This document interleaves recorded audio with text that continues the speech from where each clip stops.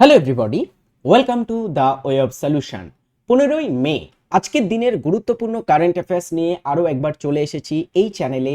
আমি আরাবুল রহমান প্রতিদিন তোমাদের সাথে কারেন্ট অ্যাফেয়ার্স এবং জিকে প্রশ্ন উত্তর প্র্যাকটিস করাচ্ছি। আজকের 15ই মের কী কী গুরুত্বপূর্ণ কারেন্ট অ্যাফেয়ার্স এবং জিকে প্রশ্ন আছে সেটা অবশ্যই এক নজরে দেখে নেব। এবং তার আগেই চাকরির পরীক্ষার সেরা প্রস্তুতির জন্য ডাউনলোড করো TWS একাডেমি অ্যাপ, তোমার সফলতার দরওয়াজা। এটা তোমরা যদি ডাউনলোড করো তাহলে তোমার সফলতা পাওয়ার থেকে কেউ আটকাতে পারবে না। আমরা সবসময় বলি আমাদের tagline your gateway to success, তোমার সফলতার পথ কিন্তু আমরা দেখাবো এই TWS একাডেমি বা the way of solution. Everybody download করো এক্ষুনি TWS একাডেমি অ্যাপ। শুরু করছি আজকের প্রথম প্রশ্ন দিয়ে। প্রথম প্রশ্ন স্ক্রিনে, সম্প্রতি কোন ফুটবল ক্লাব লালিগা শিরোপা জিতেছে? দেখো, লালিগা হচ্ছে একটা স্পেনের প্রথম সারির ফুটবল টুর্নামেন্ট। এই যে লালিগা স্পেনের প্রথম সারির ফুটবল টুর্নামেন্ট, সেই লালিগা শিরোপাটি সম্প্রতিকালে জিতেছে Barcelona football club. Barcelona sealed their 29th La Liga title in style after beating rival Real Madrid. Real Madrid তাদের চির প্রতিদ্বন্দ্বী একটা দল, সেই চির প্রতিদ্বন্দ্বী রিয়াল মাদ্রিদের বিরুদ্ধে 2-0 গোলে তারা জিতেছে এবং তারা তাদের 29তম লালিগা টাইটেল সম্প্রতিকালে সিকিউর করেছে। 29তম লালিগা টাইটেল জয়ের দৌড়ে তারা একদমই কিন্তু প্রথম স্থানে এসে পৌঁছেছে। এর পরবর্তী প্রশ্ন, 2 নম্বর প্রশ্ন, ভারতীয় রেলের প্রথম দেশীয় প্রযুক্তির সেমি হাই স্পিড রেল প্রকল্পের মাধ্যমে কোন দুটি স্থান সংযুক্ত হবে?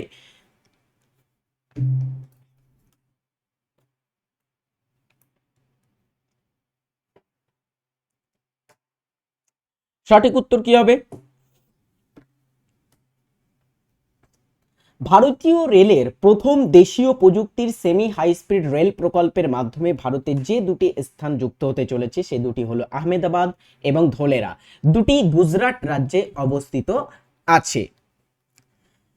দেখো কি বলা হচ্ছে, সম্প্রতিকালে ক্যাবিনেটস অ্যাপ্রুভস, আমাদের কেন্দ্রীয় মন্ত্রক তারা অনুমোদন দিয়েছে 20,667 করোড় অর্থাৎ 20,667 কোটি টাকার একটা for semi high speed rail project connecting Ahmedabad এবং ধোলেরা, একটা সেমি হাই স্পিড রেল প্রকল্প যেটার অনুমোদন তারা সম্প্রতিকালে দিয়েছে এবং সেটা গুজরাটের আহমেদাবাদ এবং ধোলেরাকে কানেক্ট করবে, সংযুক্ত করবে। It will be Indian railway first semi high speed project planned with indigenously developed technology, সম্পূর্ণ দেশীয়ভাবে তৈরি করা বা সম্পূর্ণ দেশীয়ভাবে এটার তৈরি করার প্ল্যান করা হয়েছে এবং এটা ভারতবর্ষের প্রথম সম্পূর্ণ দেশীয়ভাবে তৈরি করা semi high speed train project হতে চলেছে। অলরাইট, এর পরবর্তী প্রশ্ন স্ক্রিনে। সম্প্রতি অনুষ্ঠিত এশিয়ান সিনিয়র ভারোত্তোলন চ্যাম্পিয়নশিপে জোড়া পদকজয়ী ভারতীয় অ্যাথলিটকে? সম্প্রতি অনুষ্ঠিত হলো এশিয়ান ওয়েট লিফটিং চ্যাম্পিয়নশিপ, সেখানে একজন জোড়া পদক জিতেছে, তার নাম কি হবে? জ্ঞানেশ্বরী যাদব, মীরাবাই চানু, জেমিমা রড্রিগাজ আর হরজিন্দর কৌর। আমরা যে নামগুলো পাচ্ছি এর ভিতরে সঠিক উত্তর হচ্ছে জ্ঞানেশ্বরী যাদব। দেখো, India's Gyaneshwari Yadav begged 2 medals, a silver and a bronze at the Asian Senior Championship in Gandhinagar today। তো গান্ধীনগর যেটা গুজরাটের রাজধানী, সেই গুজরাটের রাজধানী গান্ধীনগরে অনুষ্ঠিত হয়েছে এশিয়ান সিনিয়র ভারোত্তোলন বা ওয়েট লিফটিং চ্যাম্পিয়নশিপ। সেই চ্যাম্পিয়নশিপে তিনি একটা সিলভার মেডেল, রৌপ্য পদক এবং একটা ব্রোঞ্জ পদক জিতেছেন এবং তিনি জোড়া পদক জয়ের এই রেকর্ডটা গড়েছেন সম্প্রতিকালে। পরবর্তী প্রশ্ন, সম্প্রতি কে মার্কিন যুক্তরাষ্ট্রের কেন্দ্রীয় ব্যাংক ফেডারেল রিজার্ভের প্রধান হিসাবে দায়িত্ব গ্রহণ করেছেন? যেমন ভারতবর্ষের কেন্দ্রীয় ব্যাংক আমরা জানি রিজার্ভ ব্যাংক অফ ইন্ডিয়া, তেমনি মার্কিন যুক্তরাষ্ট্রের কেন্দ্রীয় ব্যাংকের নাম কি? Federal reserve. এর প্রধান হিসাবে দায়িত্ব গ্রহণ করেছেন কে রিসেন্টলি?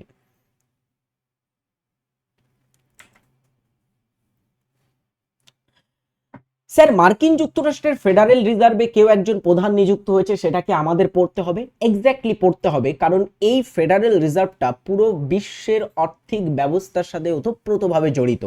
তো এখানে দেখবো মার্কিন যুক্তরাষ্ট্রের কেন্দ্রীয় ব্যাংক ফেডারেল রিজার্ভের যিনি প্রধান দায়িত্ব নিয়েছেন সম্প্রতিকালে, তার নাম কেভিন ওয়ার্শ। দেখো, Kevin Warsh is now the new head of the Federal Reserve. He takes charge at a difficult economic time, একটা কঠিন একটা অর্থনৈতিক পরিস্থিতিতে, যেখানে যুদ্ধ চলছে পুরো বিশ্ব জুড়ে, বিভিন্ন পণ্যের দাম বৃদ্ধি হয়েছে, এবং যদি আমরা দেখি আমেরিকাতে খুব বেশি পরিমাণে সেখানে ইনফ্লেশন দেখতে পাওয়া যাচ্ছে, বেকারত্ব দেখতে পাওয়া যাচ্ছে, সেই রকম পরিস্থিতিতে তিনি কিন্তু ফেডারেল রিজার্ভের দায়িত্বটা নিয়েছেন। সো খুব বড় একটা তিনি দায়িত্ব গ্রহণ করলেন। এরপরের প্রশ্ন স্ক্রিনে, এই সকলে একটা করে লাইক করে ফেলো দেখি দ্রুত পর্বটিতে। মহিলাদের নিরাপত্তা নিশ্চিত করতে সম্প্রতি কোন রাজ্য সরকার সিঙ্গাপেন স্পেশাল টাস্ক ফোর্স গঠনের ঘোষণা করেছে?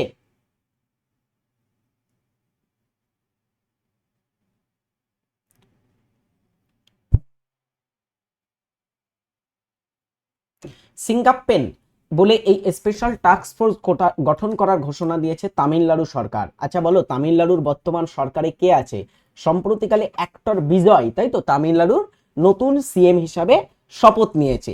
তো তামিলনাড়ুর এই নতুন সিএম বা নতুন government, Tamil Nadu government is forming the Singappenn special task force to enhance women safety with modern facilities and strategies. তো সম্প্রতিকালে তামিলনাড়ু সরকার মহিলাদের জন্য এই সিঙ্গাপেন স্পেশাল টাস্ক ফোর্স গঠনের কথা ঘোষণা করেছে, যেখানে আধুনিক সুযোগ সুবিধা এবং কৌশলের ব্যবহার করে মহিলাদের সেফটিটাকে আরো ভালো করা হবে, মহিলাদের যে সুরক্ষা আছে সেটাকে আরো ভালো করা হবে আধুনিক কৌশলের ইউজ করে।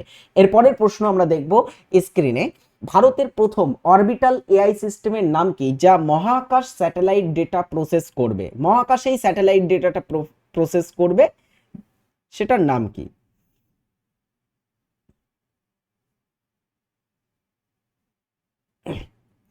ভারতের প্রথম অরবিটাল এআই সিস্টেমের নাম কি, যা মহাকাশে স্যাটেলাইট ডেটা প্রসেস করবে? সঠিক উত্তর হচ্ছে পাথ ফাইন্ডার। দেখো, সার্ভাম এআই বেঙ্গালুরু বেস একটা কোম্পানি, সার্ভাম এআই, এবং আরেকটা হচ্ছে পিক্সেল, এই দুটি কোম্পানি আর কোলাবরেটিং, তারা দুজনে মিলে রিসেন্টলি কোলাবরেট করেছে অন পাথফাইন্ডার বলে এই স্যাটেলাইটটার জন্য। India's first orbital AI system that process satellite data in space, এটা ভারতবর্ষের প্রথম অরবিটাল এআই সিস্টেম হতে চলেছে, যেটা তার যে ডেটা, তার যে তথ্য, সেটা প্রসেস করবে মহাকাশেই। ওকে, সম্প্রতিকে প্রথম ভারতীয় বংশোদ্ভূত ট্রান্সজেন্ডার রাজনীতিবিদ হিসাবে স্কটিশ পার্লামেন্টে নির্বাচিত হয়ে ইতিহাস সৃষ্টি করেছেন। স্কটল্যান্ডের পার্লামেন্ট, সেটাকে আমরা স্কটিশ পার্লামেন্ট বলছি এখানে, সেই স্কটিশ পার্লামেন্টে প্রথম ভারতীয় বংশোদ্ভূত এবং তিনি এখনো ভারতের নাগরিক আছেন এমন একজন ব্যক্তি, সেখানে তোমার ট্রান্সজেন্ডার, তিনি একদিক থেকে আবার ভারতীয়, তিনি সেখানকার পার্লামেন্টে নির্বাচিত হয়েছেন, ইতিহাস সৃষ্টি করেছেন। এবং এটা নিয়ে আমরা দেখব স্কটল্যান্ডে অনেক ব্যাকক্লাশ দেখা দিচ্ছে, স্কটল্যান্ডের বিভিন্ন ক্ষেত্রে আমরা দেখব স্কটল্যান্ডের অন্যান্য যারা পার্লামেন্টের সদস্য আছে, সাংসদ আছে, তারা কিন্তু অনেকে এটা নিয়ে একটু কথা বলছে বেশি পরিমাণে, বিভিন্ন প্রকারের কন্ট্রোভার্সি সেখানে আমরা দেখতে পেয়েছি এটার পরে। সো এখানে সঠিক উত্তর কি হবে? সঠিক উত্তর হচ্ছে কিউ মানিভান্নান। দেখো, Q an Indian origin transgender politician Q Manivannan has been elected to the Scottish parliament. Q Manivannan সম্পর্কে সব থেকে ইম্পর্টেন্ট জিনিস হচ্ছে তিনি স্কটল্যান্ডে গ্রিন পার্টি বলে একটা পার্টি আছে, সেই পার্টির থেকে সেখানে সদস্য হিসাবে নির্বাচিত হয়েছেন, এবং তিনি নিজে একটা ওপেনলি কোয়ার্ড অর্থাৎ ট্রান্সজেন্ডারদের মধ্যে পড়েন। ওকে, এসবিআই রিপোর্টের পূর্বাভাস অনুযায়ী 2026-27 অর্থবর্ষে ভারতের অর্থনৈতিক বৃদ্ধির হার কত হতে পারে?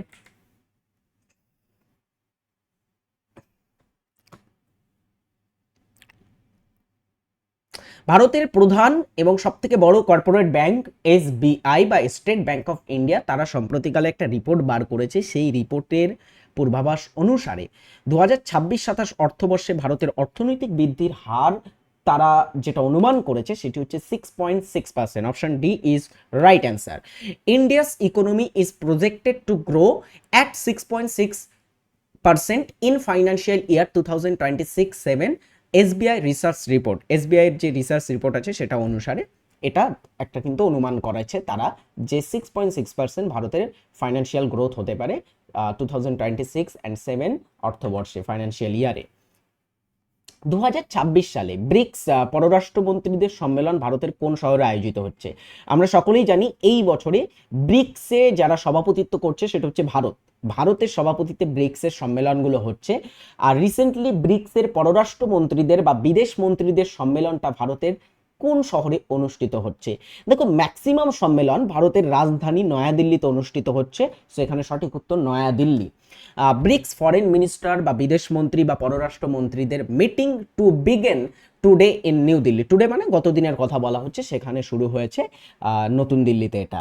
এরপরের প্রশ্ন এটা, 2026 সালে মানসিক স্বাস্থ্য সচেতনতা সপ্তাহ পালিত হচ্ছে 1 থেকে 7 মে, 11 থেকে 17 মে, 21 থেকে 27 মে, নাকি 15 থেকে 21 June?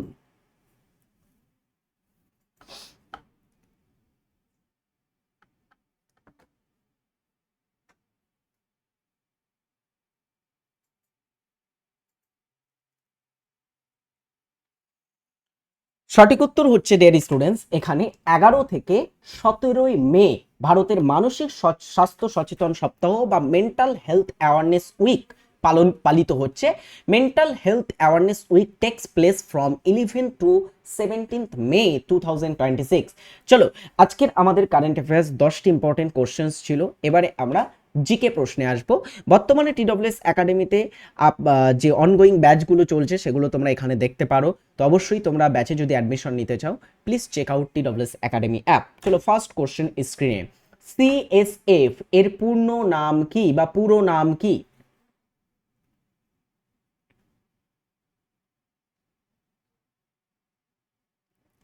Central spinal force, cerebro spinal fluid, তারপরে হচ্ছে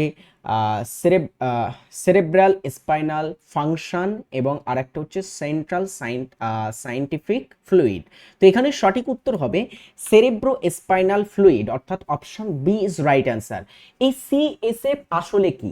এটা আমাদের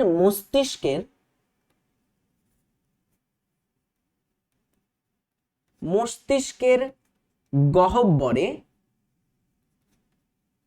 থাকা তরল, মানে এই তরলটা আমাদের মস্তিষ্কের গহ্বরে থাকে, এটাকে আমরা সিএসএফ বা সেরিব্রো স্পাইনাল ফ্লুইড বলি। যেটা মস্তিষ্কের গহ্বরে থাকে, মস্তিষ্কের গহ্বরটাকে আমরা ভেন্ট্রিকল বলি, বা ভেন্ট্রিকলেও থাকে, এইভাবে কিন্তু অপশন থাকতে পারে, ভেন্ট্রিকল বা মস্তিষ্কের গহ্বরে থাকে। হ্যাঁ, এরপরের প্রশ্ন, সম্প্রতি প্রতিরক্ষা মন্ত্রক এয়ার ডিফেন্স সিস্টেমের জন্য 858 কোটি টাকার চুক্তি সই করেছে। কোন এয়ার ডিফেন্স সিস্টেমের জন্য? S-400, আকাশ নাকি তুঙ্গুস্কা আর LRSAM?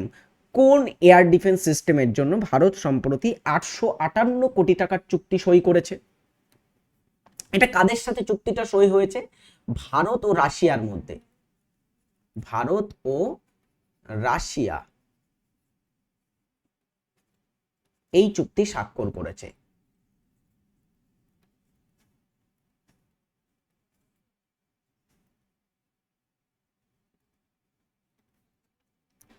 সঠিক উত্তর কি হবে এখানে একটু দেখো। সঠিক উত্তর হচ্ছে Tunguska, option C is right answer. যেটা রাশিয়ার একটা এয়ার ডিফেন্স সিস্টেম, সেটা কেনার জন্য ভারত সম্প্রতি এই মৌ স্বাক্ষরটা করেছে। ক্ষুদিরাম বসুকে কোন মামলায় ফাঁসি দেওয়া হয়? ক্ষুদিরাম বসু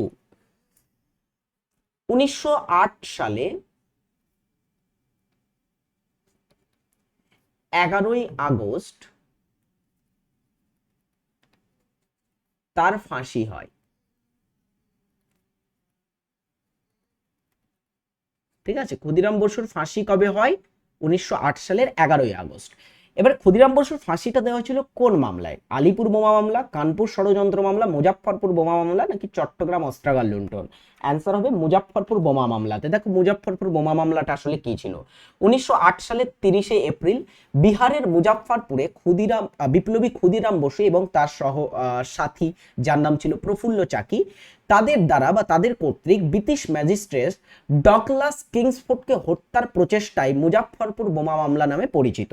এখন তারা কিংসফোর্ডকে লক্ষ্য করে বোমা ছুঁড়েছিলেন, বাট ভুলবশত অন্য গাড়িতে তারা তোমার হচ্ছে বোমাটা মেরে ফেলে এবং অন্য গাড়িতে বোমা পড়ায় 2 ব্রিটিশ নারী নিহত হন, যার ফলে ক্ষুদিরামের ফাঁসি হয়। বিহারের মুজাফফরপুর জেলে তাকে ফাঁসি দেওয়া হয়েছিল এবং প্রফুল্ল চাকি তিনি আত্মহত্যা করেছিলেন ঘটনায়, তিনি পুলিশের হাতে ধরা দেবেন না বলে আত্মহত্যা করেন। তো এই ছিল ঘটনা, যার কারণে বিহারের মুজাফফরপুর বোমা মামলাটা খুব গুরুত্বপূর্ণ, যেখানে ক্ষুদিরাম বসুর ফাঁসি দেওয়া হয়েছিল। অ্যামালগামে কোন উপাদান থাকবেই? অ্যামালগামে মাল্টিপল উপাদান থাকতে পারে, বাট একটা উপাদান পার্মানেন্ট থাকবেই থাকবে। কোনটা?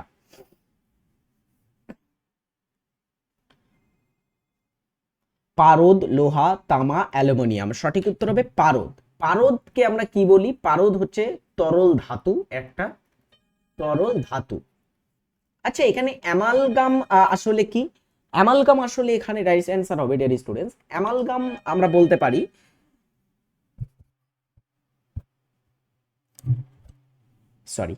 অ্যামালগাম আসলে কি? অ্যামালগাম হচ্ছে দাঁতের ক্ষত বা দাঁতের যে গর্ত সেগুলো পূরণ করতে কাজে লাগে। এখানে পারদ মাস্ট ইউজেবল, মাস্ট ইউজ করা হয়। এবার পারদের সাথে মাঝে মধ্যে অ্যালুমিনিয়াম, কখনো তামা, কখনো লোহা, লোহা নয়, কখনো তোমার হচ্ছে সোনা বা রূপো, এইসব মিশিয়ে মিশিয়ে কিন্তু দাঁতের এই ফাঁকগুলো পূরণ করা হয়, এটাকে অ্যামালগাম বলা হয়। পারদ এখানে মাস্ট ইউজেবল, ইউজ করতেই হয়। সম্প্রতিকে 60তম জ্ঞানপীঠ পুরস্কারের জন্য নির্বাচিত হয়েছেন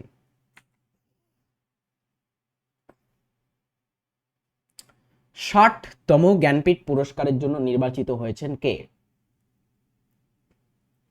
অ্যান্সার হচ্ছে তামিল লেখক আর বৈরামুথু 60তম জ্ঞানপীঠ পুরস্কার পেয়েছেন। আর প্রথম জ্ঞানপীঠ পুরস্কার তোমরা জানো নিশ্চয়ই, একজন মলায়ালাম লেখক যার নাম হচ্ছে জি শঙ্কর কুরুপ, তিনি পেয়েছিলেন। আর প্রথম বাঙালি হিসাবে যিনি পেয়েছিলেন জ্ঞানপীঠ পুরস্কার, তার নাম তারাশঙ্কর বন্দ্যোপাধ্যায়। এর পরবর্তী প্রশ্ন, কাগজের প্রধান উপাদানের নাম কি? কাগজ কি দিয়ে তৈরি হয়? বিভিন্ন গাছ দিয়ে, ঘাস দিয়ে, এইসব দিয়ে তৈরি হয়। তো গাছ বা ঘাসের মধ্যে কি থাকে? প্রথমত এটা বলো, স্টার্চ, সেলুলোজ, প্রোটিন নাকি প্লাস্টিক? প্লাস্টিক তো থাকবেই না, প্রোটিন নয়, এখানে উত্তর হবে না। স্টার্চ আর সেলুলোজের মধ্যে কোনটা হবে? এই জায়গাটায় অনেকে গুলিয়ে ফেলবে। অ্যান্সার হচ্ছে অপশন বি, সেলুলোজ থাকে। এই সেলুলোজ খাওয়ার জন্যই তো গাছে বা কাঠে উই পোকা লেগে থাকে না, যে উই পোকাগুলো হয় না, সেগুলো লাগে কেন? সেলুলোজ খাওয়ার জন্য। সেখানে ডিয়ার স্টুডেন্টস, কাগজ তৈরিতে যে উপাদানগুলো ব্যবহার করা হয় সেগুলোতে সেলুলোজ থাকে। সো সেলুলোজ হচ্ছে কাগজের প্রধান উপাদান। ভারতের দুর্যোগ ব্যবস্থাপনা আইন কবে প্রণীত হয়? ডিজাস্টার ম্যানেজমেন্ট অ্যাক্ট, ঠিক আছে।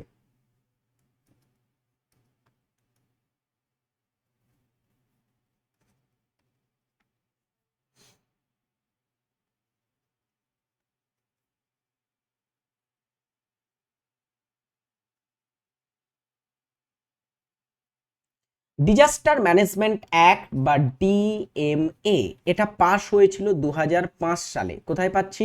অপশন সিতে। অপশন সি অনু এখানে সঠিক উত্তর হবে। ডিজাস্টার ম্যানেজমেন্ট আইন বা দুর্যোগ ব্যবস্থাপনা আইন, এটি হলো যে প্রাকৃতিক দুর্যোগ হয় বা মানুষ্য সৃষ্ট বিভিন্ন দুর্যোগ হতে পারে, এইগুলোকে প্রতিরোধ করা বা প্রতিরোধ তো না করতে পারলেও এই পরিস্থিতিতে সাধারণত বিভিন্ন ত্রাণ নিয়ে যাওয়া, ধরো কোথাও বন্যা হলো বা ভূমিকম্প হলো, এখানে ত্রাণ নিয়ে যাওয়া, প্রতিরোধ গড়ে তোলা, মানুষকে কিভাবে বেঁচে থাকতে হবে এই নিয়ে প্রশিক্ষণ দেওয়া, এই জিনিসগুলো সাধারণত ডিজাস্টার ম্যানেজমেন্ট আইনের অধীনে করতে হয়। আর এই আইনের অধীনে তৈরি হয়েছে ন্যাশনাল ডিজাস্টার ম্যানেজমেন্ট অথরিটি, তারপরে স্টেট ডিজাস্টার ম্যানেজমেন্ট অথরিটি, আর একটা হচ্ছে ডিস্ট্রিক্ট ডিজাস্টার ম্যানেজমেন্ট অথরিটি। 3 প্রকারের কর্তৃপক্ষ কাজ করে থাকে ডিজাস্টার ম্যানেজমেন্টের জন্য, বুঝেছো? এর পরবর্তী প্রশ্ন স্ক্রিনে। হর্ন অফ আফ্রিকার অন্তর্ভুক্ত একটি দেশ হলো? হর্ন অফ আফ্রিকার অবস্থিত একটা দেশের নাম কি? আফ্রিকা মহাদেশে কিছু দেশ আছে যেগুলোকে আফ্রিকার সিং বলা হয়। মিশর, সোমালিয়া। সোমালিয়া দেশটা হর্ন অফ আফ্রিকাতে অবস্থিত আছে। সোমালিয়ার রাজধানীর নামটা লিখে রাখতে পারো, মোগাদিসু হচ্ছে এদের রাজধানী। সোমালিয়ার রাজধানী মোগাদিসু। দেখো হর্ন অফ আফ্রিকা কি, আফ্রিকার পূর্ব দিকে, পূর্ব আফ্রিকাতে তোমার হচ্ছে গালফ অফ এডেন এবং লোহিত সাগর, এবং অন্যদিকে আছে ভারত মহাসাগরে। এদের মাঝখানে এরকম একটা ত্রিকোণ টাইপের একটা অংশ আছে, উপদ্বীপ টাইপের অংশ, এটাকে হর্ন অফ আফ্রিকা বা আফ্রিকার শিং বলা হয়। এখানে এরিত্রিয়া, জিবুতি, সোমালিয়া এবং ইথিওপিয়া, এই চারটি দেশ আছে। এই চারটি দেশকে আমরা হর্ন অফ আফ্রিকান কান্ট্রি বলে থাকি। সম্প্রতি সংবাদে আলোচিত প্রাম্বানা মন্দিরটি কোন দেশে অবস্থিত? প্রাম্বানান মন্দির, এই মন্দিরটা একটা দেশে অবস্থিত। এই মন্দিরটা সম্প্রতি খবরে এসেছে, বিকজ আমাদের ভারত এবং এটা যে দেশে অবস্থিত, এটা ইন্দোনেশিয়াতে অবস্থিত। সেই ইন্দোনেশিয়া এবং ভারত এই মন্দিরটাকে রিকনস্ট্রাক্ট করার জন্য বা এই মন্দিরটাকে মানে রক্ষণাবেক্ষণ করার জন্য সম্প্রতিকালে একটা মৌ স্বাক্ষর করেছে। তো এটা ইন্দোনেশিয়াতে অবস্থিত আছে। মানুষের শ্রুতিগোচর শব্দের কম্পাঙ্কের সীমা কত? মানুষ কোন শব্দ তরঙ্গ মানে কোন কম্পাঙ্কের ভিতরে শব্দ শুনতে পায়? 20 হার্জের কম, 20 হাজার হার্জের বেশি, 20 থেকে 20,000 হার্জ, 500 থেকে 5,000 হার্জ। সঠিক উত্তর এখানে অপশন সি হবে।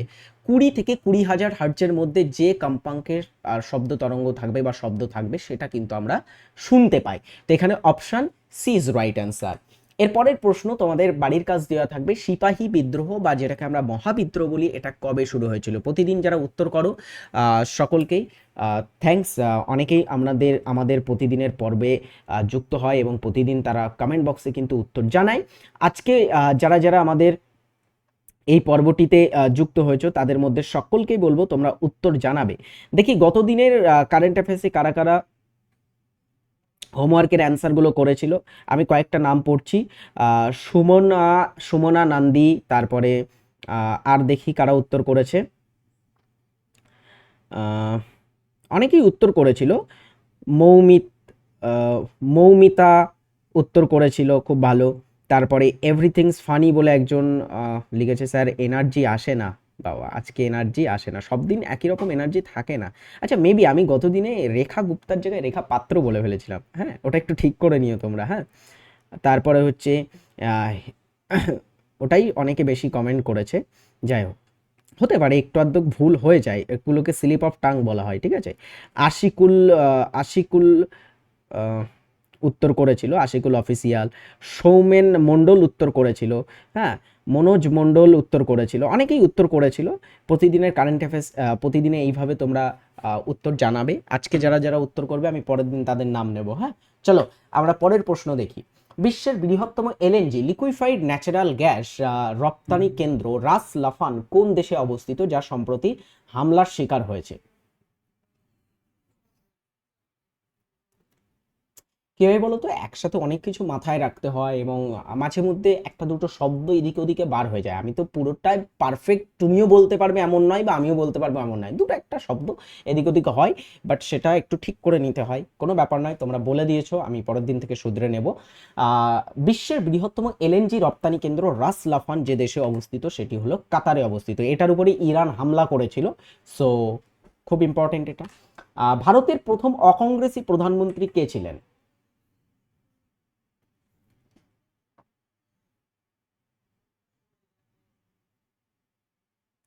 ভারতের প্রথম অকংগ্রেসি প্রধানমন্ত্রী কে ছিলেন? অ্যান্সার হচ্ছে মোরারজি দেশাই ভারতের প্রথম অকংগ্রেসি প্রধানমন্ত্রী ছিলেন। এর পরবর্তী প্রশ্ন, নিচের কোনটির প্রভাবে ধমনীর গহ্বর সংকীর্ণ হয়ে রক্তচাপ বৃদ্ধি পায়? ধমনী, যেটা বিশুদ্ধ রক্ত বা অক্সিজেন যুক্ত রক্ত আমাদের দেহের সারা শরীরে কিন্তু ছড়িয়ে থাকে। তো একটা পদার্থ যদি খুব বেশি পরিমাণে হয়ে যায় তাহলে ওই রক্তর যে ধমনীর যে গহ্বরটা থাকে, ধমনীর যে ভেন্ট্রিকলটা থাকে সেটা জ্যাম হয়ে যায় বা সেটা যে থিকনেস থাকে সেটা কম হয়ে যায় এবং সেখান দিয়ে রক্ত কিন্তু যেতে পারে না এবং রক্তচাপ বৃদ্ধি পায়। এটাকে আমরা কোলেস্ট্রল বলে থাকি। হ্যাঁ, তেলযুক্ত খাবার বেশি খেলে কোলেস্ট্রল হয়, কারণ ধমনীর যে গহ্বর আছে সেটা সংকীর্ণ হয়ে যায় কোলেস্ট্রল জমে জমে। এরপরে প্রশ্ন, বিশ্বের বৃহত্তম লাইব্রেরি কোনটি?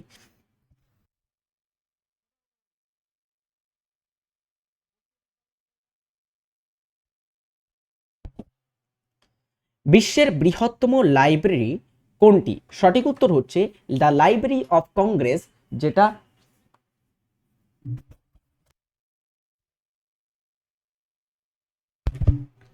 বিশ্বের বৃহত্তম library the library of Congress, যেটা ইউএসএ বা আমেরিকা যুক্তরাষ্ট্রে অবস্থিত। আচ্ছা, আমাদের ভারতের জাতীয় গ্রন্থাগার কোথায় আছে বলো তো দেখি? ন্যাশনাল লাইব্রেরি অফ ইন্ডিয়া, ভারতের বৃহত্তম গ্রন্থাগার, এটা অবস্থিত আছে কলকাতাতে, তাই তো? কলকাতাতে অবস্থিত আছে। এরপরের প্রশ্ন, শ্রীরঙ্গপত্তনমের সন্ধি কত সালে স্বাক্ষরিত হয়েছিল? মহীশূর রাজ্য এবং ব্রিটিশদের মধ্যে স্বাক্ষরিত হওয়া একটি চুক্তি ছিল শ্রীরঙ্গপত্তনমের সন্ধি। এই সন্ধিটি কত সালে স্বাক্ষরিত হয়? খুব হিস্টোরিক্যাল একটা সন্ধি ছিল। এই সন্ধিটি স্বাক্ষরিত হয়েছিল 1792 সালের দিকে। মধ্যপ্রদেশের কোন টাইগার রিজার্ভটি কুনোর পর চিতাদের দ্বিতীয় আবাসে পরিণত হতে চলেছে? কুনো জাতীয় উদ্যান আমাদের ভারতবর্ষের, আমরা জানি, চিতার আবাসস্থল হিসেবে পরিচিত এবং সেটা মধ্যপ্রদেশে অবস্থিত আছে।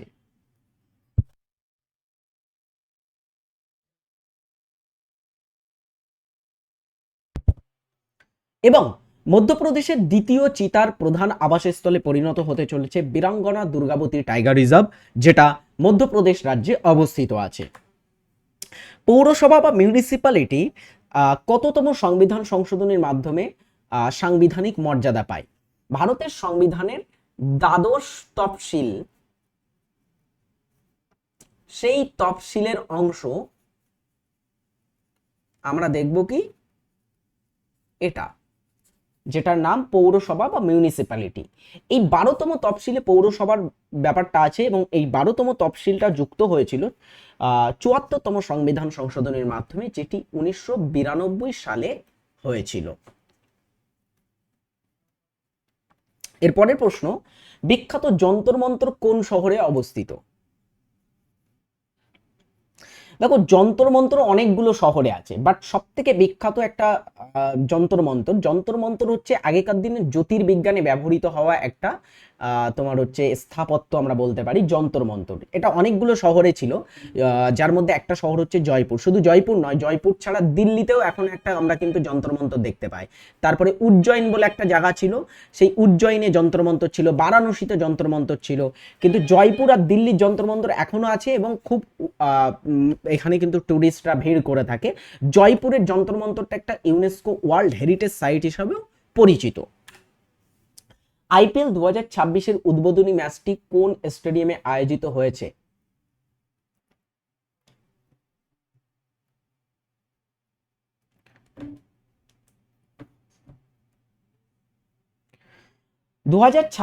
আইপিএল এর উদ্বোধনী ম্যাচটি আয়োজিত হয়েছে এম চিন্নাস্বামী স্টেডিয়াম, বেঙ্গালুরুতে।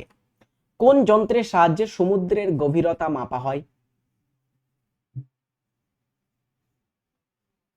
অল্টিমিটার উচ্চতা মাপতে ব্যবহার করা হয়, তাই তো? ফ্যাদোমিটার এখানে রাইট অ্যান্সার হবে, যেটা সমুদ্রের গভীরতা মাপতে ব্যবহার করা হয়ে থাকে। ফ্যাদোমিটারের সাহায্যে সমুদ্রের আমরা গভীরতা মাপি।